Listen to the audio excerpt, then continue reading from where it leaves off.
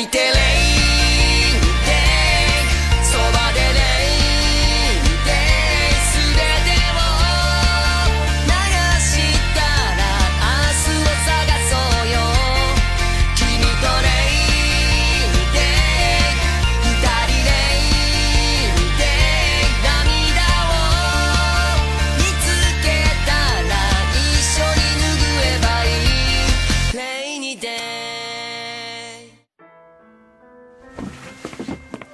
じゃあ俺も行くねケイちゃん。それは助かる。ん？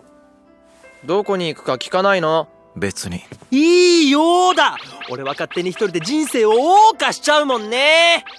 ケイちゃんはもう少しシオンさんを見習いなよ。好きなものは好き、嫌いなものは嫌い。自分に素直に生きるのは楽だ。あ、楽だけど時々辛くなる。俺はそれでも構わないけど。うん。でも一つ言っておく。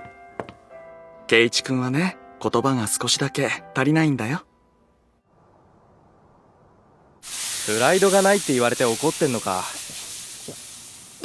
まあじゃあお前はプライドだけ高いなって言われるのとどっちがいい？